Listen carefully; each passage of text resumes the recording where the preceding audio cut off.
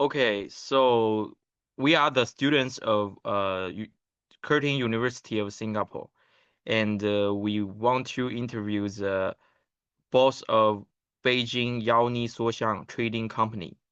So this is our interview.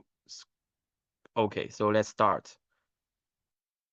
Thank you so much, Miss Liu, for making time for us today. We really appreciate it.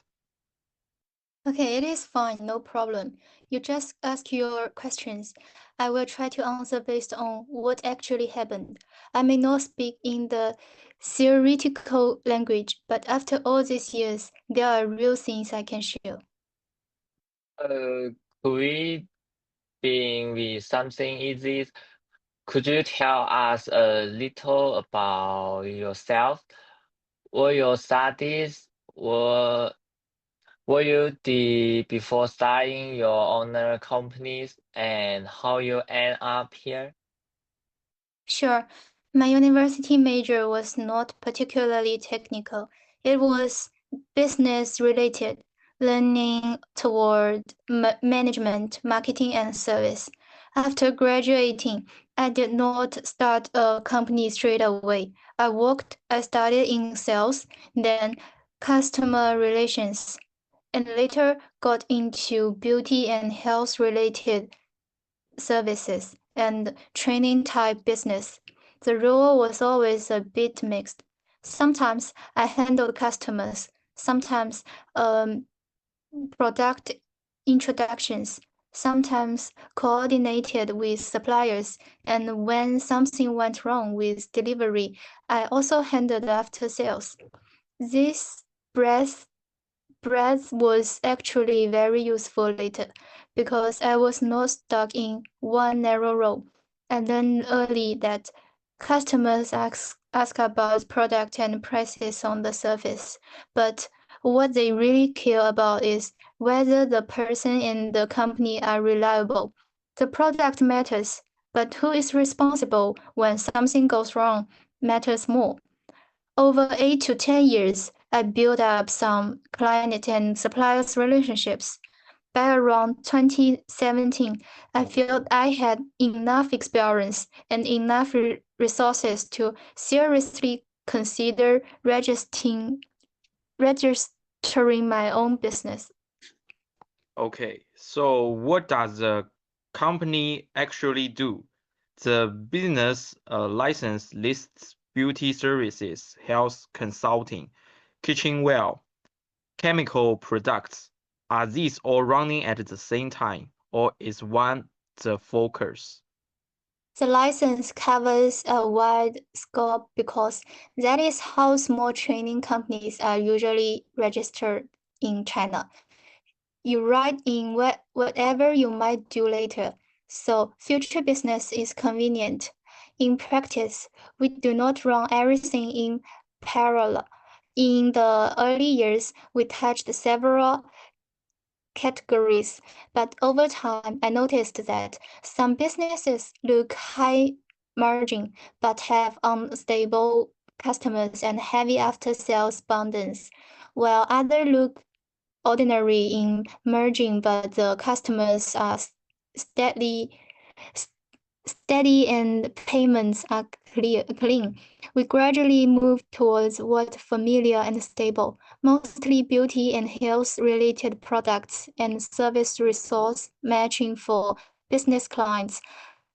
Kitchenware and chemical lines are still on the license, but they are auxiliary.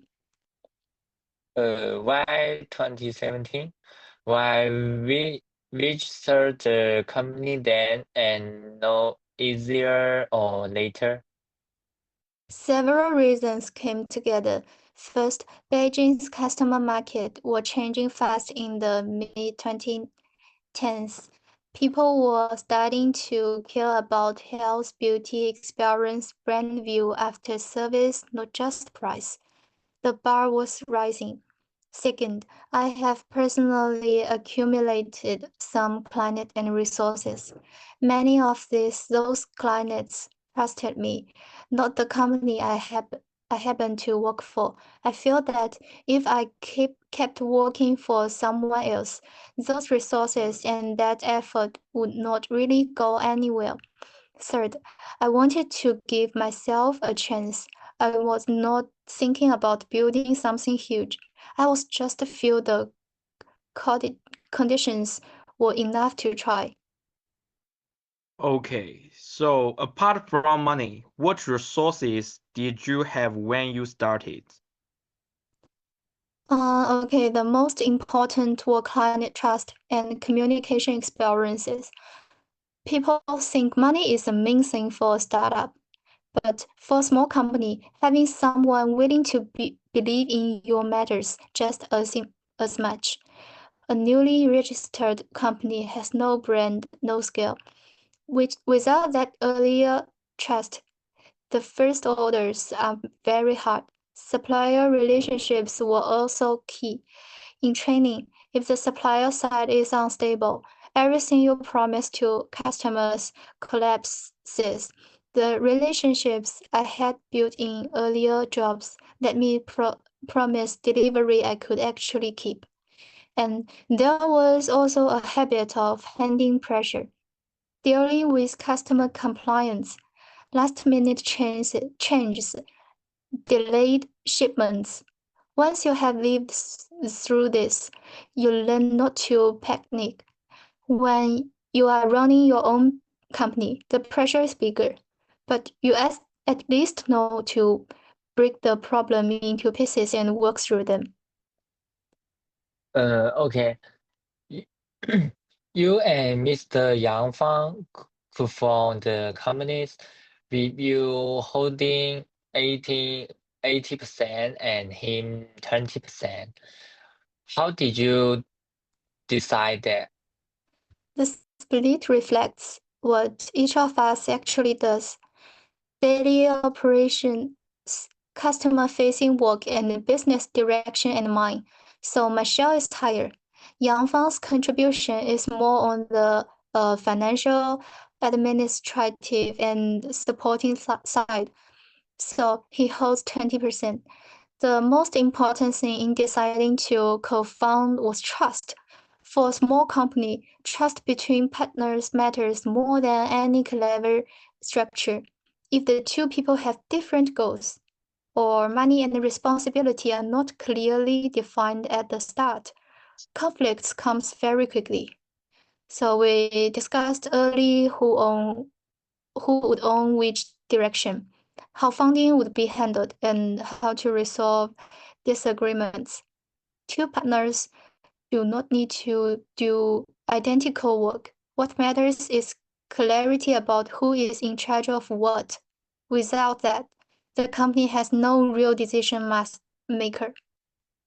Okay, so registered capital is 5 million RMB, but in China, most registered capital is committed rather than actually paid in. What did you actually invest at the start? Yes, the registered amount is not what we put on the stable on day one. I will not given the exact figure, but the actual starting capital was a small fraction of that. It came from personal savings, some family support, and partner investment. Enough to cover registration, a basic office, initial procurement, modest marketing, and working capital. We deliberately did not invest a lot of front because the worst thing for a small company is to lock in heavy fixed costs before the market has confirmed anything.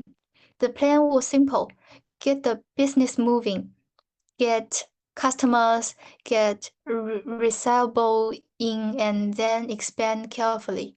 We did not rent a large office, and we did not build up in inventory. Light assets, order driven. Okay. What was hardest in the first year? No customers, no experience or money? The hardest part of year one was instability, not absence. We were not without customers, we were without certainty. An order today did not predict an order next month.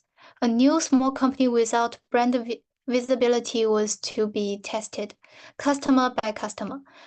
Cash flow was also stressful. In training, you can have sales on paper but not in the bank. If the customer pays slowly and the supplier wants to be paid quickly, the game eats you. I watched the receivables every week, and experience-wise, when you used to work in one part of a company, you only saw one slice.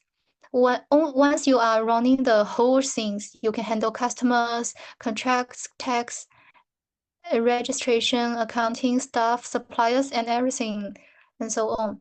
The first year teaches you that running a company is not just selling, it is keeping the entire operation moving. Well, so over these years, what was your hardest single period? Please be specific if you can. Okay, without question, the early COVID period in 2020. Before that, the company was not large, but it was stable. We had some long-term customers, some long-term suppliers, and most communication was face-to-face. I felt reasonably confident that if I just keep the relationship warm, the business would continue. But after Chinese New Year 2020, everything changed at once. At first, no one knew how long the pandemic would last. Orders that had already been agreed were suddenly paused. Some customers said wait. Some said that operations were stopped. Some had cash flow problems of their own and just canceled procurement plans. What was painful was not just the lack of orders, it was the uncertainty. You did not know when customers would recover, when suppliers would be back to normal, and when the market would feel like itself again. Okay. Which month was worst? I think February through May 2020, with March and April the most. After Spring Festival, almost everything halted. I spent every day on the phone checking which customers had responded, whether logistics had resumed, whether suppliers had restarted. At first, I thought it might be 1 or 2 months. By March and April, I realized it was not. The pressure became very concrete. Costs continued, revenue had not, and all customers asked whether we could still deliver. We could not always give a firm answer because the supplier side was also unstable. Even customers who used to be decisive suddenly want to verify pricing, payment terms, and delivery time multiply times before committing. Everyone was protesting themselves. Well, of inventory, customers, and cash flow, which gave you the most pressure? And I think that was cash flow by far. Inventory pressure existed, but our model was already light, so it was manageable. Customer pressure existed, but the old customer was still there, just with slower decisions. Cash flow was the most real. A training company can have sales on the books, but if cash does not move, you are still in trouble. During COVID, customers paid more slowly. Suppliers was less flexible on credit, and the gap in between become my problem. I feel very clearly that the cash flow matters more than profit on paper. Real survival depends on cash in hand. So I made a decision on them. Do not take orders, even profitable ones. Well, the payment terms are unclear or well, I have to advance a lot of money. A small company that gets trapped under one big slow-paying contract can collapse, even though the contract looks impressive. Well, what decision did you make in that period that you think really matter? Three. The first was to protect cash and not stockpile. People around me were saying certain products would rise in price or supply would tighten, so we lock in inventory. I did not. The market was too uncertain. Customer demand was unclear, and locking cash into inventory could have killed us. We stayed order driven. The margin was lower than block procurement would have given, but the risk was more lower. The second was to focus on one customers, not chase new ones. New customer was almost impossible at the time because no one wanted to trust an unfamiliar supplier in a crisis. Old customers, even when they were not buying, I kept in touch with. I would call and ask how they are doing, mention what we could still apply. Not immediate revenue, but the relationship hand. When the market came back, many of them came back to us. The third decision was to move communication online. We had been in a face-to-face, relationship-driven business. After COVID, that was no longer possible. We started using WeChat, writing product information, structured documents, more client records. It was less direct, but at least customers would find us and trust what we still operating. Any decision you now look back on with regret? Mainly that I did digitized too late. Before COVID, we relied on personal relationships and informed records. It was enough at that scale. But once the pandemic hit, I realized that if we had already built proper client fields, standardized product information, and online communication workflows, the disruption would have been much less painful. Customers want a product overview. We could have sent one cleanly instead of digging through phone photos and old chats. The other regret is not having a risk receive. We thought a small, flexible company could just adapt.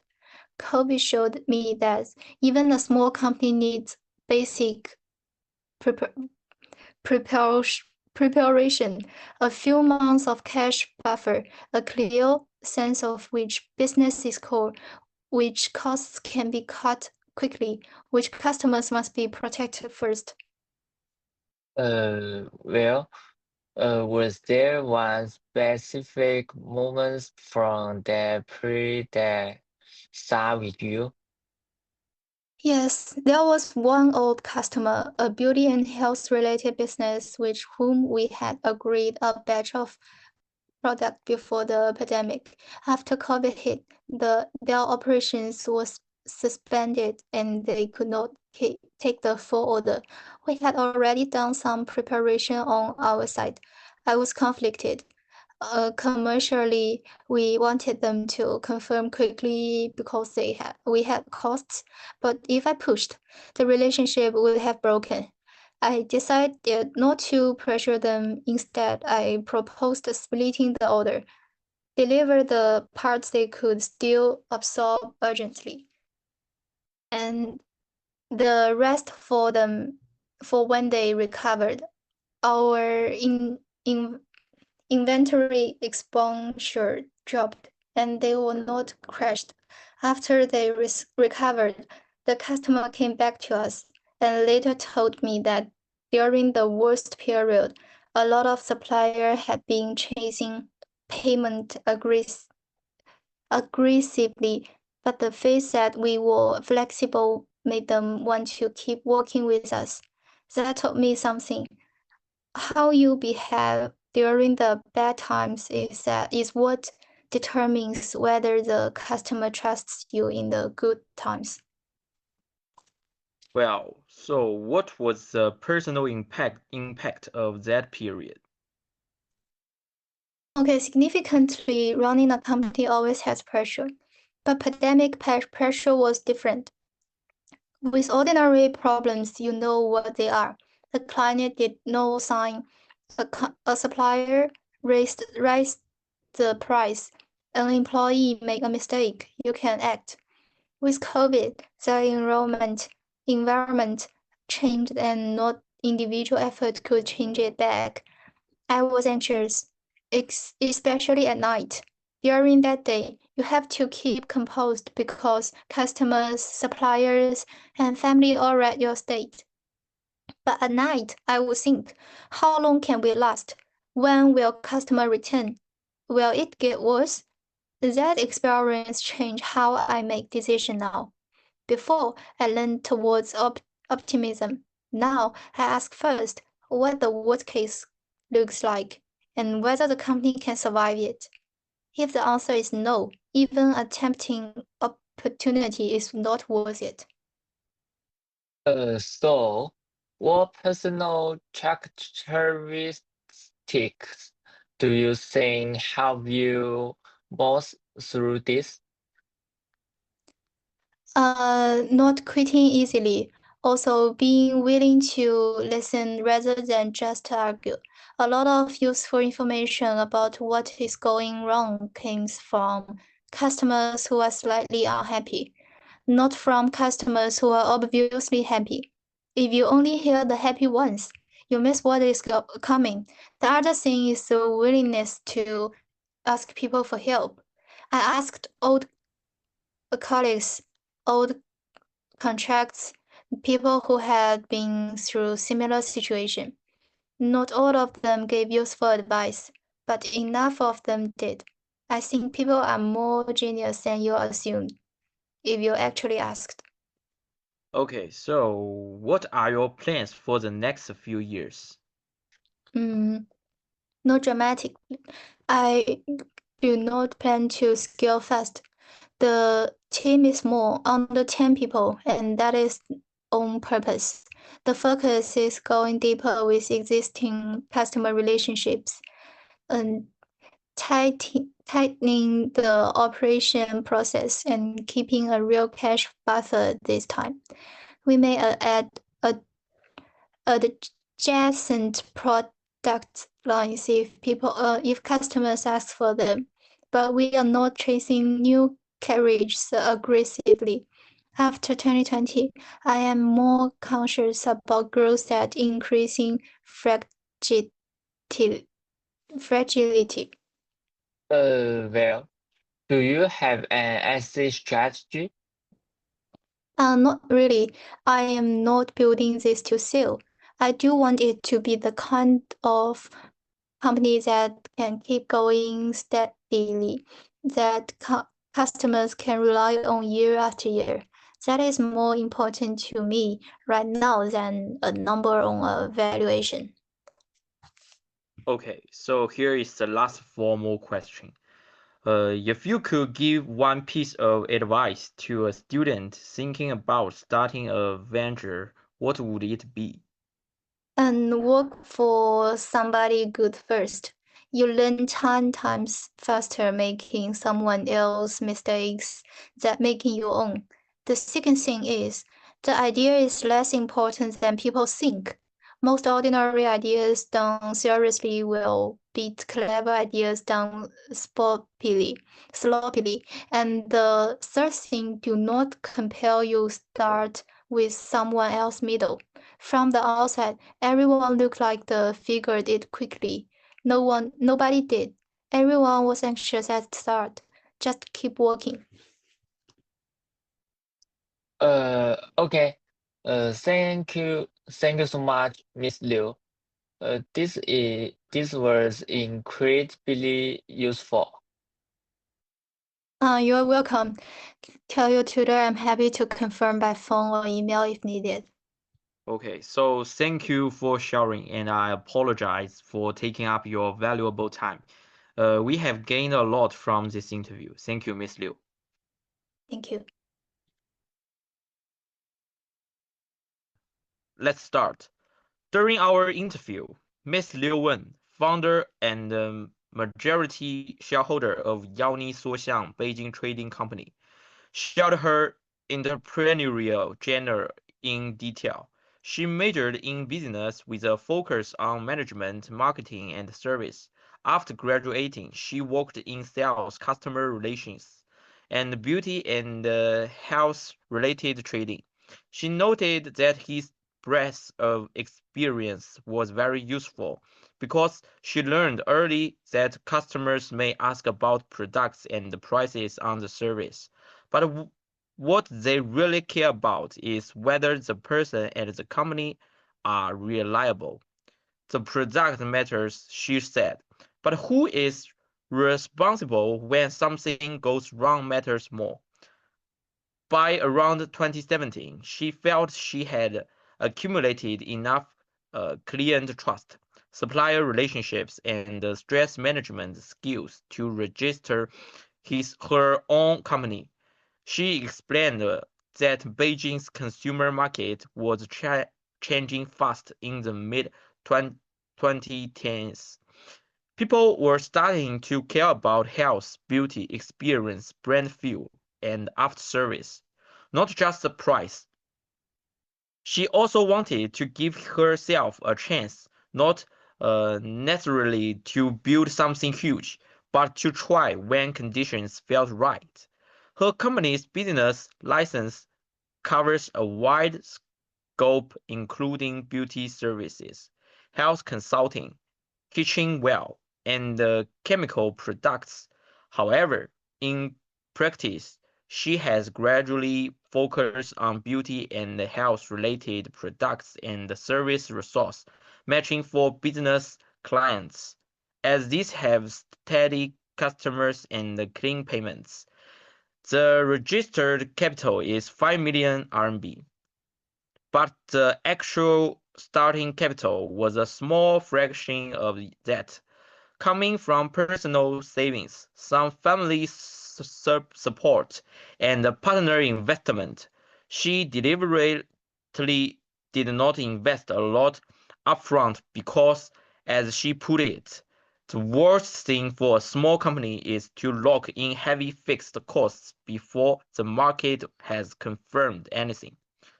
The company operates on a light asset, order-driven model. Ms. Liu holds 80% of the shares, while her partner Mr. Yang Fang holds the other 20%. She explained that this split reflects what each of them actually does. She handles daily operations, customer-facing work, and business direction, while she focuses on financial, administrative, and supporting sides. She emphasizes that trust between partners matters more than any clever structure. They discussed early on who would own which direction, how funding would be handled, and how to resolve disagreements. Two partners do not need to do identical work, she said. What matters is clarity about who is in charge of what. The hardest part of the first year, she recalled, was not a lack of customers but instability. An order today did not predict an order next month. Cash flow was especially stressful. In trading, you can have sales on paper but not in the bank. If the customer pays slowly and the supplier wants to be paid quickly, the gap becomes a real problem. She also noted that running a company is not just about selling. You have to handle customers, contracts, tax, registration, accounting, staff, suppliers, everything. The most difficult period, without question, was the early COVID-19 pandemic in 2020. Before that, the company was not large, but it was stable. After Chinese New Year 2020, everything changed at once. Orders that had already been agreed were suddenly paused or cancelled.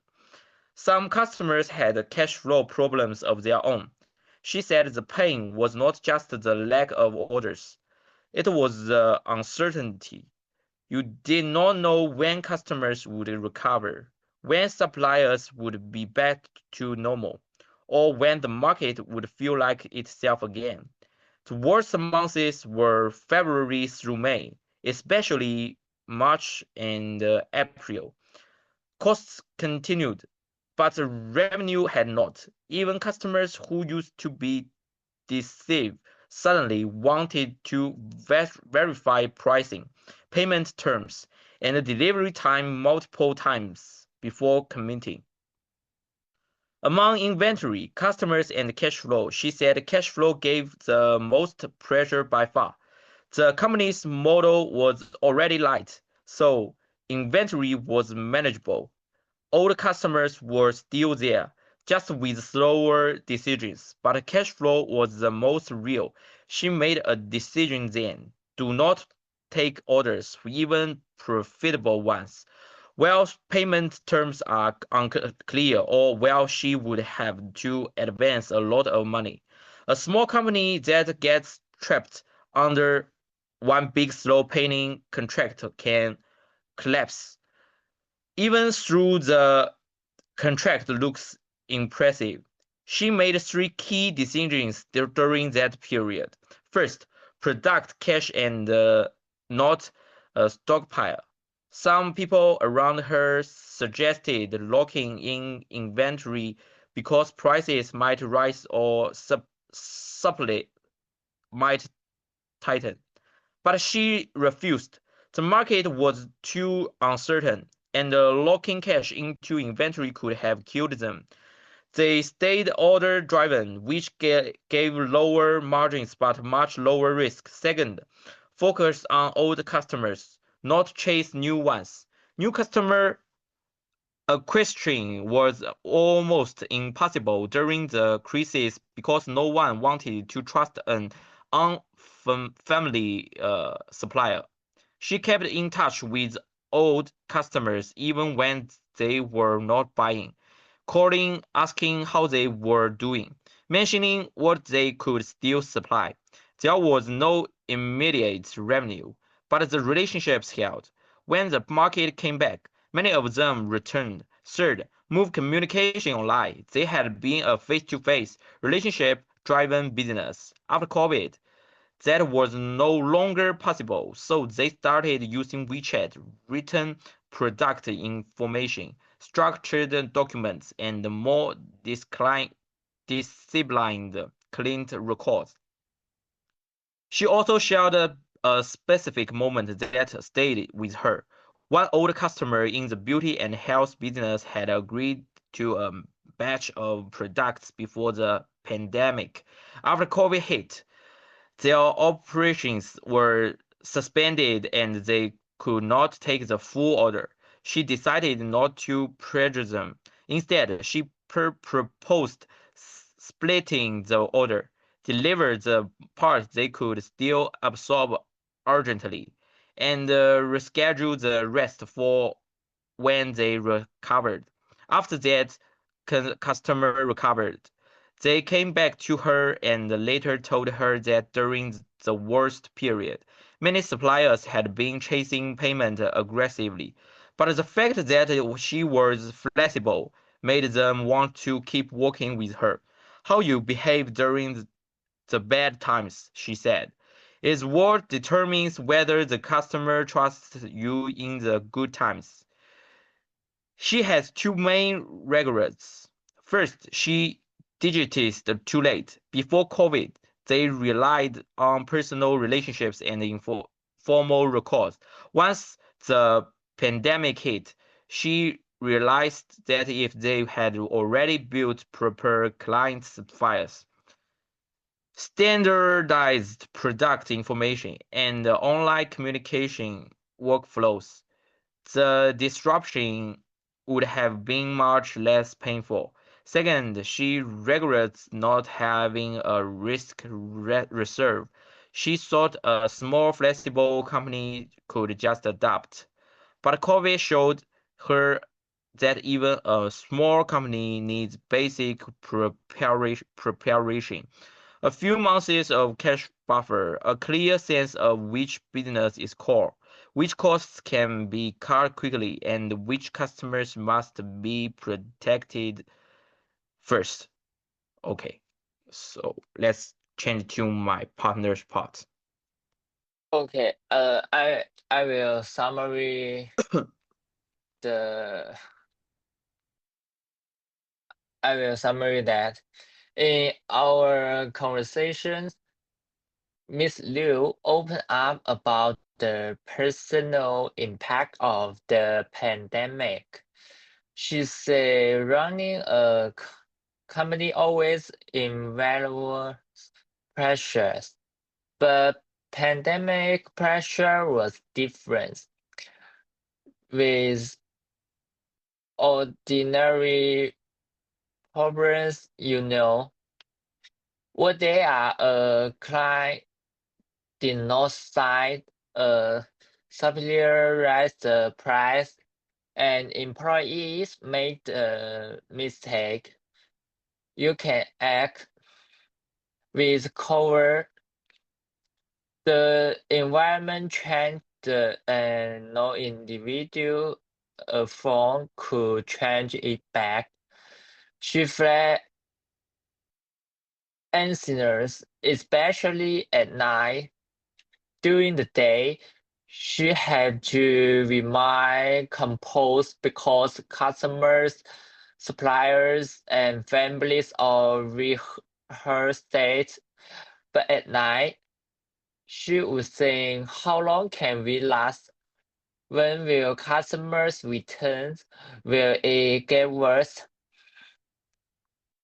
That experience changed how she made decisions now. Before she learned to work automatics. Now she asks first what the worst case looks like and whether the company can survive it. If the answer is no, even a tempting opportunity is not worth taking. She also reflects on the personal characteristics that help her most, and a willingness to listen rather than just a urge. She knows that a lot of useful information about what is going wrong comes from customers who are slightly unhappy, not from those who are obviously happy. She also learned to ask people for help or collaborate or contacts people who have been through similar situation.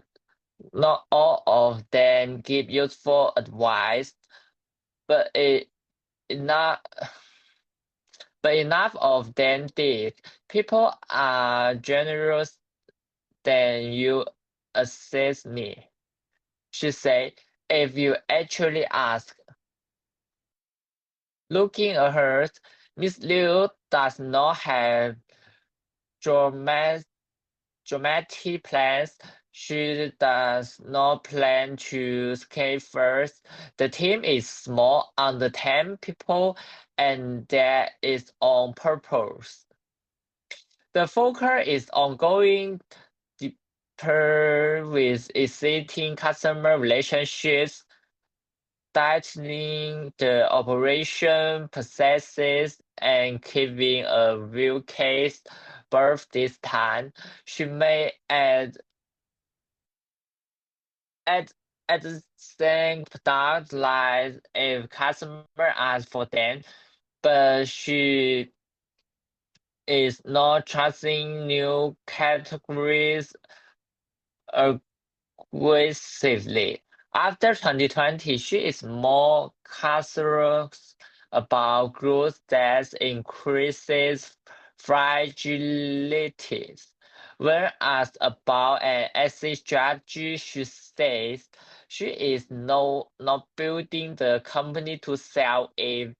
She wants it to be the kind of company that can keep going steadily, that customers can rely on years after years. The matter more to her right now than a number relation. Finally, she gives 3 pieces of advice to students thinking about starting a venture. First, work for somebody good first. You learn 10 minutes faster making someone else mistakes than making your own. Second, the idea is less important than people think. Most ordinary ideas done serious will be clever. Ideas done slowly. Third, do not compare yourself with someone else middle. From the outside, everyone looks like they figure it out quickly. But nobody did. Everyone was anxious at the beginning. Just keep working, she said. That's my summary. Okay, so let's finish this part. Thank you.